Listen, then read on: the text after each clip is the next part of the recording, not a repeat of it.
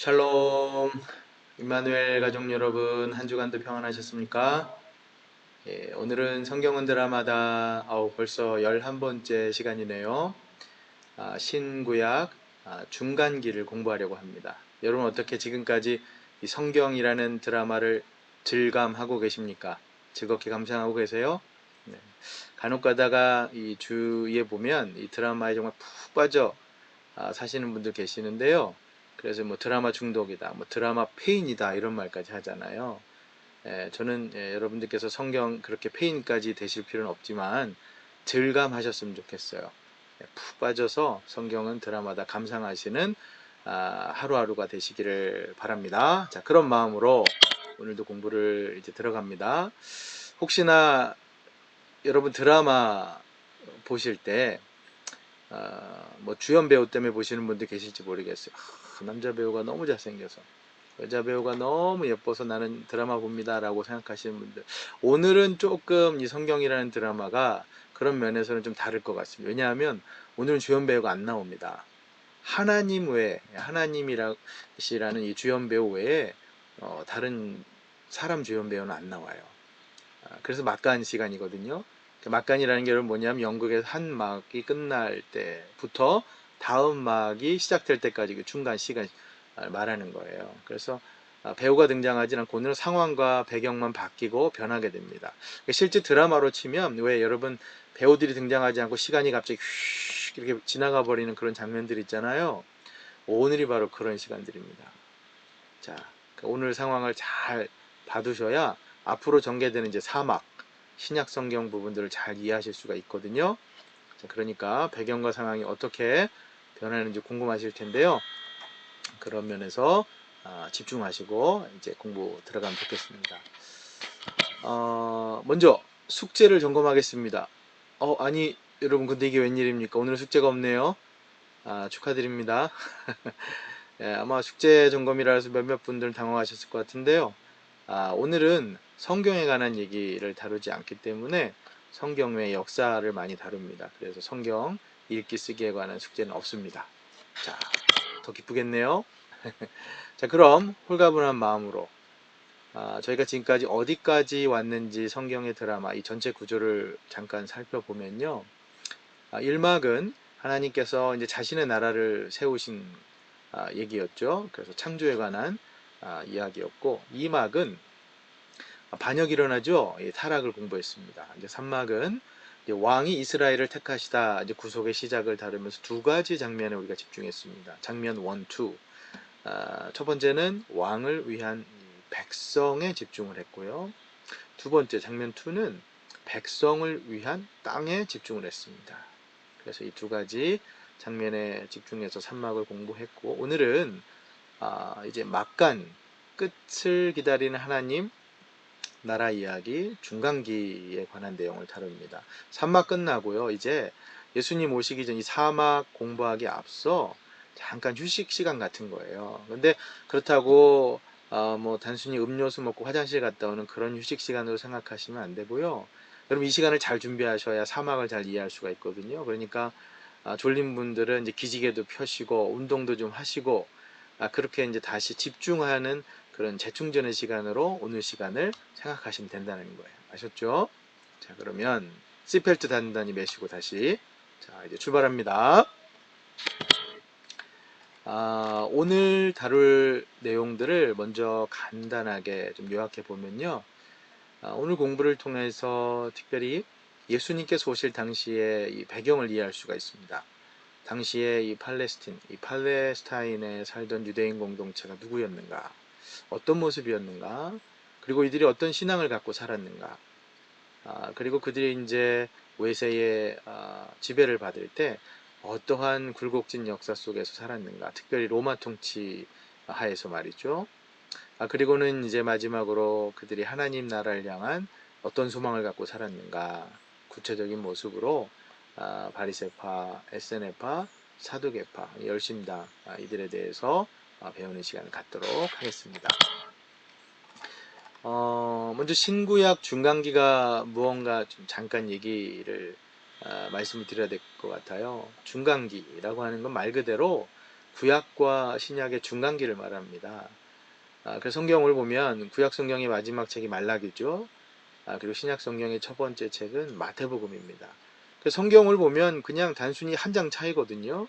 말라기 다음 마태복음이니까요. 그러나 시대적으로 보면 400년 동안의 침묵기가 있습니다. 굉장히 오래된 그 시대적인 갭이 있죠. 그래서 이 중간기 동안에 많은 변화가 있었거든요. 근데 성경 안에서 그것을 우리가 찾을 수가 없어서 성경 외적인 것을 통해서 저희가 오늘 그것을 다루려고 하는 것이죠. 그래서 저희 성경은 드라마다 이 교재를 보면 이 시기를 이렇게 표현합니다. 이 시기 동안 유대 백성들은 점점 악해지는 이방 통치자들 아래서 인생의 비참한 경험을 하는 가운데서도 복을 주시겠다는 하나님의 약속에 대한 믿음을 견지하느라 고군분투하고 있었다. 이렇게 평가를 하네요.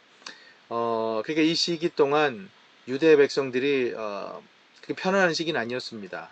이방 통치자들이 계속해서 억압을 하는 가운데서도 하나님을 믿는 신앙을 굳게 붙들고 그래서 하나님 약속이 실현되는 메시아를 통해서 복을 주시겠다고 하는 그 약속을 굳게 붙들고 있었던 시기라는 것이죠. 아셨죠, 여러분? 자, 그러면 이 당시 유대인 공동체가 어떤 공동체였느냐? 팔레스타인의 유대인 공동체와 이제 디아스포라 공동체를 이렇게 나눌 수가 있는데요. 신약 성경이 시작될 때는 유대인들은 로마의 지배 아래 있었습니다. 그림에서 보시는 것처럼 유대인들의 일부는 팔레스타인에 그리고 나머지 대다수는 로마 전역에 흩어져 있었는데요. 이 문명화된 거의 모든 도시에 흩어져서 하나님과의 언약적인 정체성을 유지하기 위해서 여전히 종교, 의식을 갖고 있었죠. 대표적인 것이 그래서 토라, 율법, 여러분 잘 아시잖아요. 이것이 디아스포라 삶의 기초였습니다. 당시 유대인들은 회당을 중심으로 토라를 또 연구했고 공부했고 또 예배를 드렸고요. 그 회당이 교육, 사법, 예배, 경제, 정치의 중심으로서의 역할을 감당했던 시기입니다. 이해가 되시죠? 그래서 예수님이 오실 당시에 이스라엘 민족이 갖고 있었던 5가지 신앙의 신조를 우리가 좀 간단히 정리를 해볼 필요가 있을 것 같아요. 이제 책에 있는 내용을 기반으로 해서 설명을 드릴 텐데요. 이걸 이해해야만 예수님께서 말씀하실 때 이스라엘 사람들이 갖고 있었던 이 어떤 기본적인 어떤 신앙 관념 그리고 철학 그것을 이해할 수가 있는 것이죠. 왜 그들이 예수님을 이해하지 못했는가라고 하는 것도 우리가 알 수가 있게 되는 겁니다. 그래서 첫 번째는요. 유일신론입니다. 무슨 말씀이냐면 이스라엘은 세상의 창조주요 역사의 통치자이신 하나님을 믿었습니다. 유일신이었죠. 근데 예수님께서 하나님이라고 이렇게 선언을 하시자 그들이 그걸 받아들일 수가 없었던 것이죠. 그런가 하면 두 번째, 이 선택이라는 신조를 믿었는데 이게 뭐냐면 하나님은 아담이 죄를 지은 이후에 망가지고 뒤틀린 이 창조세계의 악을 제거하기 위해서 이스라엘을 선택하셨다는 겁니다. 선민 사상이라고 하는 것이죠. 그들이 믿었던 이 두 번째고요. 세 번째는 토라를 믿었습니다. 하나님은 이 하나님의 거룩한 백성으로서 이스라엘의 삶의 방식을 지도하시기 위해서 율법을 주셨다는 것이죠. 그 율법 토라를 믿은 것이죠. 자, 그다음 네 번째는 땅과 성전입니다. 하나님이 직접 자기 백성을 위해 가나안을 선택하셨고요. 또 그들과 만나는 장소로 예루살렘을 택하셔서 성전 그 사상을 믿었다는 것이죠. 이 네 번째입니다. 그다음 마지막으로 다섯 번째는 이제 소망입니다. 이게 무슨 말씀이냐면 이스라엘이 죄로 인해서 심판을 받고 있지만 힘든 상황이지만 하나님은 항상 그 민족에게 계획하셨던 것 이스라엘의 회복의 구원의 역사 그것을 언젠가 이루실 것이다 라고 하는 그 소망 그것을 믿고 살아갔다는 것이죠. 근데 이 믿음이 사실 신구약 중간기 400년 동안 계속되는 이 외세의 다른 나라의 지배로 인해서 심각하게 시험을 받습니다. 페르시아, 헬라, 로마 이런 순으로 계속 지배를 받다 식민지 생활을 하다 보니까 이 이방인들의 이교도 문화를 이 신을 따르라고 하는 심한 압박 때문에 이 이스라엘 민족들이 하나님 약속이 도대체 이게 실현되는 것이냐 의심도 하면서요. 때로는 그것을 굳게 또 붙들면서 하루하루 살아야만 했던 것이죠. 당시의 상황이 바로 이런 상황이었습니다. 그래서 그 당시에 이 외세의 지배를 순서대로 보면요. 페르시아, 그 헬라, 로마로 이어질수록 이스라엘을 억압하는 정도가 아주 점점 더 심해졌습니다. 가장 먼저 이 그림에서 보시는 것처럼 페르시아 제국의 지배를 받죠. 바벨론 포로 이후 바벨론이라고 하는 나라를 바로 페르시아가 이제 정복하면서 이제 이스라엘도 유대 민족도 페르시아 제국의 지배를 받는데요. 페르시아가 정말 엄청난 영역을 지배했습니다. 페르시아 지배 아래 유대 민족들이 이제 고향으로 귀환을 했지만 소수에 불과했고 새롭게 재건하려는 이제 엄청난 노력이 필요했던 시기였죠. 그 다음으로는 이제 BC 331년 알렉산더 치하의 이제 헬라 제국이 페르시아를 정복합니다. 그래서 그림에서 보는 것처럼 헬라 제국도 엄청난 영역이었죠. 그래서 이 당시 유대인들은 헬레니즘 문화를 따라야 하는 게 압력 속에서 종교적 문화적 유산을 지키는 것이 굉장히 어려운 시기였습니다. 알렉산더가 이제 33살이라는 젊은 나이 요절을 하죠. 그러자 이제 헬라 제국이 알렉산더의 부하들에 의해서 이제 나누어지는데요. 이스라엘도 또 이들에 의해서 지배를 받게 되죠. 처음에 그래서 프톨레마이오스 왕조 그리고 셀레우코스 왕조가 다스리는데요. 특히 이제 안티오쿠스 에피파네스 4세라고 하는 이 시리아를 통치했던 이 셀레우코스 왕조의 이 황제 때문에 이스라엘이 아주 큰 격동의 시기를 맞습니다. 왜냐하면 엄청난 탄압을 하거든요. 그래서 이 탄압 때문에 결국 이스라엘도 마카비 혁명이라고 하는 것을 일으키는데 이것을 좀 더 구체적으로 한번 살펴봐야 될 필요가 있을 것 같아요. 예수님 당시의 시대적인 상황을 이해하기 위해서요. 안티오쿠스 이 4세의 폭정, 약탈, 억압이 시달리다가 이스라엘 민족이 정말 혁명의 기치를 올리게 된 이게 바로 마카비 혁명입니다. 성경엔 나오지 않는 얘기 드릴 거예요. 지금 이제 하는 얘기는요. 역사 얘기입니다. 지금까지도 계속 그랬지만 여러분 어떻게 역사 공부하시는 거 재밌으신가 모르겠어요. 솔직히 저는 학창 시절에 역사 공부 모르겠네요. 재미는 별로 없었던 것 같습니다. 근데 여러분 이런 얘기가 있어요. 목사님들은 한 번쯤은 들어보셨을 얘기인데요. 신학교 다닐 때 신학생들이 공부를 열심히 하라고 격려하기 위해서 이렇게 말씀들 하세요. 신학교에서 공부하다가 죽는 것도 순교다. 이런 얘기가 있어요. 제가 그렇다고 여러분들 신학생들처럼 순교하듯이 열심히 공부하세요라고 그렇게 말씀드리는 건 아니고요. 혹시나 난 역사 공부 정말 정말 싫어라고 생각하시는 분들은 그냥 편하게 들으세요. 외우실 필요도 없고 안 편하게 들으시라는 말씀입니다. 아셨죠? 자, 다시 안티오쿠스 4세로 돌아가면요. 이 당시 안티오쿠스 4세는 서쪽 로마 제국으로부터 심각한 이제 조공을 요구받는 상황이 됩니다. 그리고 이제 제국 내 그 안에서도 민족적인 다양성으로 내적인 분열의 위험이 닥쳐와요. 그러자 어떻게 하냐 엄한 이스라엘을 못 살게 구는 거죠. 헬레니즘 문화를 받아들이도록 강요하는 것에 그치지 않고 심지어 할례, 안식일, 제사를 완전히 금지하고요. 성전 안에서 제우스를 위한 제단 만들고 돼지를 제물로 드리는 짓까지 저지릅니다. 정말 끔찍한 탄압이죠. 이러다 보니까 이스라엘 민족이 가만히 있지 않고 들고 일어납니다. 이게 바로 마카비 혁명인데요. 마카비 혁명 얘기를 잠시 드릴게요. 이 혁명의 중심에는 마타디아 요하난이라고 하는 제사장이 있었어요. 이 마타디아는 부정한 제사를 이제 그 당시에 이제 요구하는 상황이 되자 그걸 거부하고 더럽힌 유대인과 지키는 군인들을 죽이고 자신이 아들과 함께 사막에서 반군을 조직합니다. 그러나 이제 얼마 안 가서 죽고 말죠. 그래서 이 마타디아의 5 아들이 있었는데 그 중에 유다라고 하는 아들 이제 아버지에 이어서 게릴라군의 수장으로 이제 이끕니다. 근데 그 별명이 망치로 공격한다고 해서 마카비, 망치로 던져라는 뜻이에요. 그래서 원래 이름 유다지만 이 사람이 이제 별명 마카비라는 이름을 얻게 됩니다. 그래서 이 마카비 군에 의해서 BC 164년 예루살렘으로 진격을 해서 점령하게 됩니다.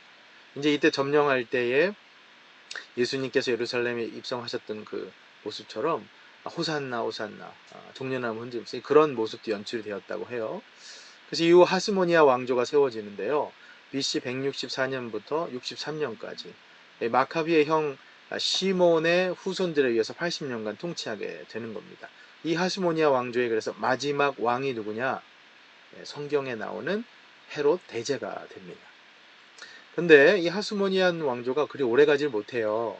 로마의 손아귀에 곧 이제 들어가게 되기 때문이죠. 그 BC 63년부터 로마는 이스라엘을 통치하는데 헤롯이라고 하는 이 꼭두각시 왕을 세우고 총독을 파견해서 통치하게 됩니다. 이러한 압제적인 통치하에서 이제 살아가는 이스라엘 민족들이요, 외국인들에 대한 이방인들에 대한 생각이 어떻겠어요? 자기들을 못 살게 구니까 인종적인 증오가 엄청나게 커지죠. 왜 저희 한국도 일제시대 그 식민지 통치 때문에 이 반일 감정이 엄청나잖아요. 뭐 경기 스포츠 경기라도 다른 나라한테는 다 져도 일본한테만큼 절대 지면 안 된다라고 하는 말이 나올 정도로 그런 이제 감정들이 생겨 나오게 되는 것이죠. 이스라엘도 마찬가지였습니다. 이방인들에 대한 증오가 엄청나게 커졌어요. 그래서 이런 절박한 갈망, 우리를 누가 구원해 주실 것인가? 메시아를 통한 혁명 운동을 갈망하게 되는 거죠. 이게 바로 예수님께서 오셨을 당시의 시대적인 상황이었습니다. 그러니까 예수님께서 그 당시에 이제 화려하게 등장하시자 정치적인 메시아로 생각을 해서 우리를 로마의 압제에서 구원해 주실 분이시다라고 생각을 했던 것이죠. 그래서 이러한 시대적 상황 아래 이스라엘은 하나님 나라를 향한 소망이 있었는데요. 이게 바로 메시아를 통해 성취될 소망이라는 겁니다. 자, 그래서 그 소망에 대한 이제 구체적인 모습들이 다양하게 표출되는데요. 이제 오늘 마지막 시간으로 이러한 소망을 이제 우리가 한번 잠깐 어떤 식으로 표출되었는가 그걸 좀 공부를 하려고 합니다. 대표적으로 바리새파, 에세네파, 또 사두개파, 그리고 열심당 이렇게 볼 수가 있어요. 신약 성경을 이해하려면 여러분 이들에 대한 이해가 필요하죠. 그래서 이스라엘의 그 소망에 대한 다양한 표현 방식. 바리새파가 먼저 보면요. 바리새파는 이 두 가지 필요에 의해서 아주 자극을 받았던 그룹입니다. 하나는 이스라엘이 이방인들의 관습에서 완전히 분리되도록 분리라고 하는 것. 그리고 다른 하나는 하나님의 신실한 백성들이 토라에 대해 급진적인 순종을 하는 것. 그러니까 분리와 순종 이 두 가지의 필요에 의해서 생겨났던 그룹이라는 것이죠. 그래서 이들이 강조하는 것이 무엇이냐면 할례, 음식법, 안식일 준수, 정치적인 행동, 폭력을 사용해서라도 우리 혁명할 준비가 되어 있다. 이런 마음 자세로 살아갔던 사람들이 바로 바리새파라는 이 분파였다는 것이죠. 예수님께서 성경을 보면은 굉장히 이 바리새파를 외식과 위선을 범하는 자들이라고 그렇게 했어요. 처음의 의도는 정말 순수했던 정말 하나님을 열망하는 마음에서 이 분리와 순종을 강조하면서 생긴 것이지만 실제의 모습이 그렇지 않기 때문에 예수님에 의해서 그렇게 엄청난 비판을 받은 그룹들이죠. 자, 두 번째 SNF라는 그룹이 있어요. 이들은 이스라엘의 소망을 표현한 또 다른 분파인데요. 제도권 안에 있는 그런 그룹이 아닙니다. 쉽게 얘기하면 이들은 이 속세를 떠나 사는 사람들이에요. 물러나는 길을 택했죠. 그러니까 토라를 신실하게 지키면서도 광야에서 은둔하고 또 기도, 묵상을 하던 분파입니다. 광야에 외치는 자의 소리, 성경에 나오는 바로 그 모습처럼 말이죠. 이게 바로 SNF입니다. 자, 그 다음 사두개파와 제사장들이 있어요. 이들은 이 공식적인 이제 율법을 가르치던 교사이자 주류 유대 지도자들이었습니다. 종교의 공인된 대표자들이었어요. 그래서 최고회인 사내들인 구성원이었죠. 상류층이었습니다, 당시에. 그래서 당시에 바리새파와 사두개파 이 두 분파가 그 당시에 대표적인 그룹들이 되었죠. 그다음 마지막으로는 이제 열심당. 이들은 이제 하나의 조직이라기보다는 이제 열광적이고 이제 폭력혁명에 기꺼이 참여하길 원했던 아주 극렬 분파였습니다. 그래서 폭력도 일삼았던 그런 그룹들이죠. 실제 대부분의 사람들은요, 이 네 가지의 분파의 어느 당에도 속하지 않았고, 하나님께서 메시아를 통해 이교도 이 압제자들에게서 자기를 구원하려 오는 날을 고대했던 사람들이었어요. 그래서 나머지 대다수는 자유롭게 이 토라에 순종하고 이 정결한 땅에 있는 정결한 성전에서 하나님을 예배할 시간을 사모했던 사람들이었습니다.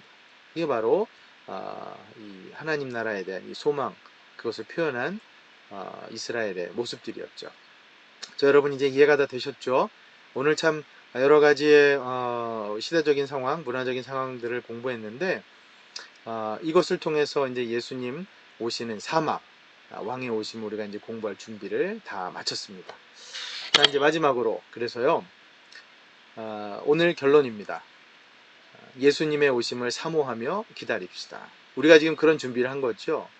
자, 여러분, 오늘 우리가 살아가는 우리의 신앙생활의 실제 모습도 바로 이 예수님의 오심을 사모하며 기다립시다. 이 모습입니다. 우리 역시도 예수님의 오심, 아니 다시 오심을 사모하며 날마다 하나님 말씀에 순종하면서 이스라엘 백성들처럼요. 예배 생활에 힘쓰면서 기다려야 하겠죠. 이게 주님께서 우리에게 원하시는 모습입니다. 그럴 때 주님께서 다시 오셔서 우리의 구원을 완성해 주시고 우리에게 영원한 생명을 이제 허락해 주시는 그 순간이 오는 것이죠. 부디 우리 주님께서 원하시는 그 모습대로 살아갈 수 있기를 바랍니다. 오늘의 결론입니다, 여러분. 함께 읽어볼까요? 마지막으로 시작. 예수님의 오심을 사모하며 기다립시다. 아멘. 자, 여러분 지금까지 막간을 통해서 시대적인 상황을 공부해 봤습니다. 수고 많으셨고요. 자, 이제 사막 예수님의 오시는 이야기를 준비하실 여러분 모든 것이 다 끝났어요. 자, 다음 강의 숙제 그래서 기억하세요. 성경 읽기는 마태복음 1장부터 4장, 성경 쓰기는 마가복음 1장입니다. 여러분 다음 시간에도 더 풍성한 영적인 유익 기대하시면서 이제 우리 신약으로 들어갑니다. 더 즐거운 또 한 주 보내시고요. 우리 다음 시간까지 샬롬.